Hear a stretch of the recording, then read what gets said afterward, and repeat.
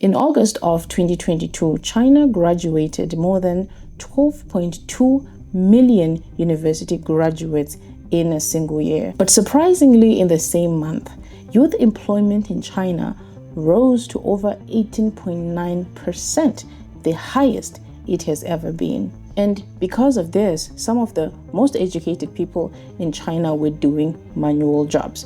You'd find a philosophy PhD holder delivering noodles, a computer scientist with a master's working as a security guard. In today's YAP session, we're going to talk about Africa's obsession with education. And I just started this video with the Chinese reality just to make it sink in. So here's what is happening in China right now. There were 12.2 million university graduates in 2025, and 70% of unemployed youth in China have degrees. In actual fact, a master's is now baseline for entry-level jobs in China. And this means that more and more graduates are preferring to do masters even before looking for jobs, because that is what is now standard. So what is happening here is that they have built a machine that produces graduates at a faster rate than the economy can absorb. And the cost of going to university got so high that a lot of these people that are graduating with very good degrees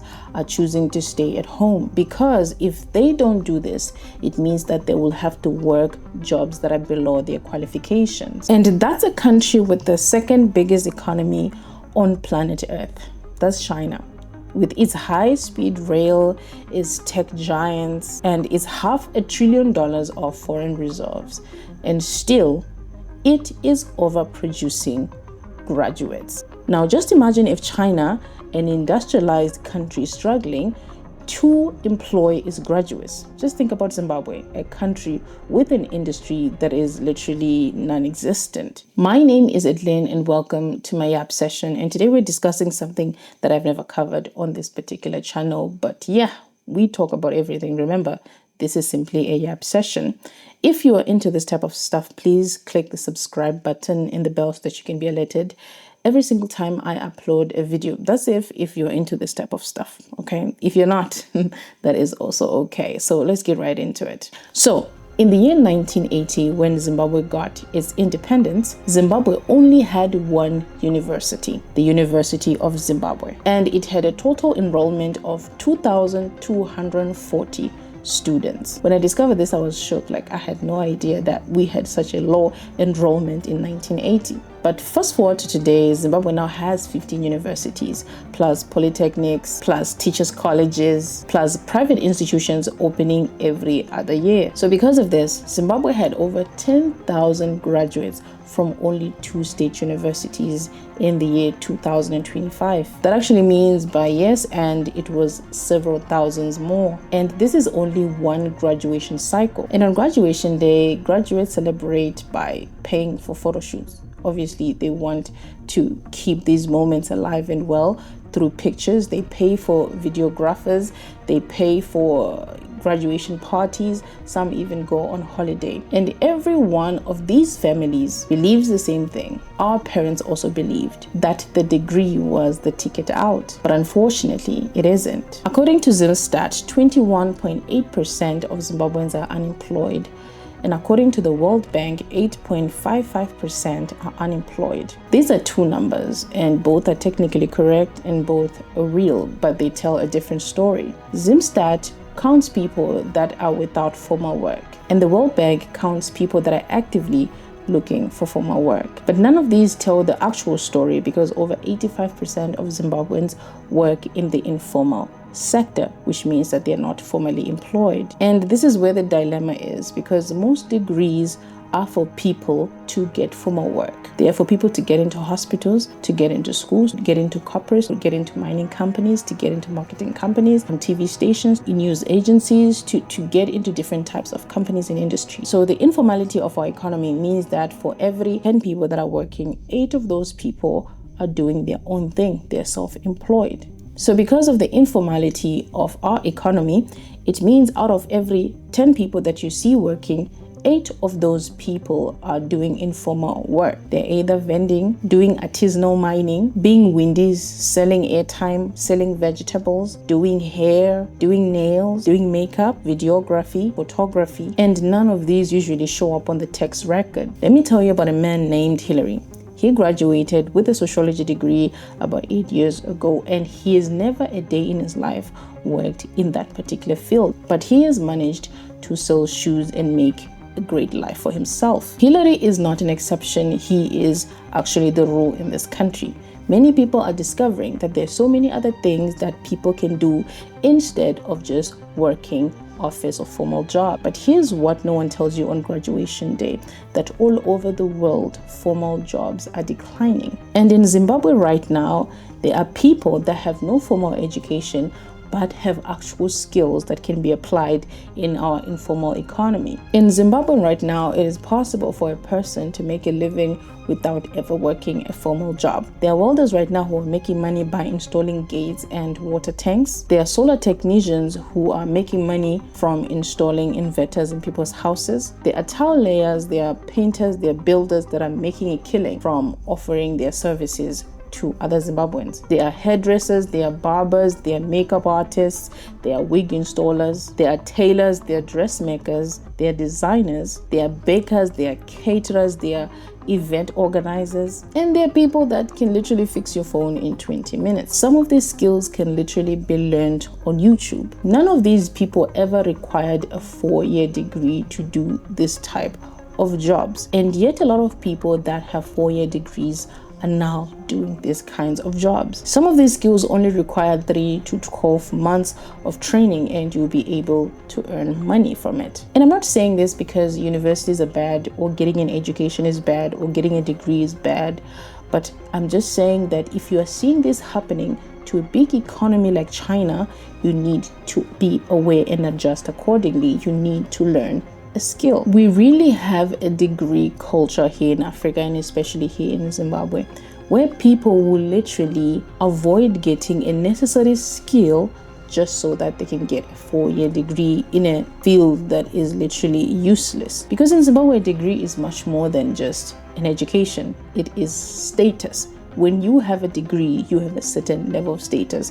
I remember there was certain talk on social media, people saying that a woman that even has a degree is supposed to cost more when it comes to lobola than a woman that does not have a degree. And this alone is supposed to explain to you how important a degree is to an average Zimbabwean. It is literally supposed to separate people. We cannot reform the degree culture overnight. Because to be honest with you, we have a degree addiction in this country. There are literally people that are on their 6th degree right now and have never worked a day in their life. I think we inherited a colonial idea that the best type of job is a white-collar job. We embrace this idea of the office, the tie, the certificate on the wall, your name on the door. Something about corporate culture cultivated us and made us feel like this was what it felt like to make it in life. And not to say that is not making it in life, but as you can tell by the first example I gave of China, this is not a reality for majority of those graduates. And for a while it was, and it worked, because parents would sell cattle, parents would sell their valuables to send their kid to get a degree. Why? Because then after they graduated, they'll be able to get a decent job and will be able to take care of the parents. So then it made economic sense. And I feel like the other problem that has caused this is classicism. Our people don't want to be considered the working class. We don't want to be considered to be doing the menial jobs, the manual jobs. We want to be considered to be doing the office jobs. So sometimes even when we see that this menial job or this manual job is actually paying more than the office job, we tend to hesitate. And yet the whole point of getting an education was to get paid. And to be honest with you, there's so many parents that would find it culturally embarrassing for their son to learn plumbing instead of just going to do a development studies degree at the University of Zimbabwe. And yet sometimes it's very necessary for that kid to learn how to weld, to learn how to paint, to learn how to do photography. Sometimes it's necessary for that kid to learn how to grow tomatoes, how to grow an orchard, how to grow sweet potatoes. We have grown up in a culture that has looked down on people that do these types of jobs. And sometimes because we ourselves maybe had good grades and came from well-off families, sometimes we end up resisting this path even if it pays more, because we just want to hold on to that superiority of having a degree. For many people that are actually watching me talking to a camera sitting in a dark room with a light on my right would not be considered a respectable job. Why? Because in our society, a respectable job is waking up at 8 a.m. in the morning and going to work and clocking out at 5 p.m. and basically having a formal job. And yet, by looking at global trends, we're seeing that the more graduates are being released from universities, the more the degree is becoming useless. This is a reality in all of the Western world and all of the Eastern world. This is happening everywhere. In every single country, people that are being released from universities are struggling to get jobs because the market has now been saturated. A degree alone was enough a few decades ago, but not anymore. Now is the time for people to learn a skill that they can trade for cash. Look, I'm not anti-education. I'm actually pro-education. If you've watched any of my content, you know that I love knowledge. I'm very curious. I want to know whatever is happening in the world, and I encourage you to do the same. But whilst you are at it, it is very necessary for you to look at the trends of the world and say, if this does not work out for me, what am I going to do that is going to bring me money if I don't find a formal job? Sometimes instead of waiting 5 years to get formal employment, it's much better to do a 5-month course learning how to do something that then you can exchange for cash. And it also depends with the type of degree that you're doing. For example, people doing medicine, people doing engineering, people doing biotech engineering, those type of jobs usually have very low supply. So it might make sense for someone to do that type of degree. And I think that most of them still pay very well. But then if you're 17 years old and your family is about to sell everything that they have for you to go and do a degree in developmental studies, wouldn't it be better for you to go maybe to a polytechnic college and do something practical that you can later on exchange for money? Because it's very important for you to sit down and think. Because it's very important for you to sit down and critically think. Will I actually use this degree, or I'm just buying the dream that my parents were sold, that a degree is necessary? China is finding out the hard way that you can literally graduate your way into poverty. That's why there are millions of graduates that are struggling to find a job in one of the most industrialized countries in the entire world. The degree itself is valuable, but the demand for the degree is going down because there is oversupply of graduates. We just have to admit that every single year, when a new cycle of graduates is released, the value of the degree is going down. And I think that is very important for us to adjust very quickly and prioritize trade school. We need to prioritize people learning how to work with their hands. We need to prioritize our kids knowing a skill, them knowing how to play instruments, knowing how to fix things around the house. It is now essential for their survival. There are people who have never worked since they left university 10 years ago, and they're still waiting to get a job. They're still applying to get a job instead of actually finding a skill that they can literally use to exchange for money. So if China, a highly developed, industrialized country, is struggling to absorb its graduates, just think about Zimbabwe. Are we going to fix this problem any soon? Or it's now time for us to pivot?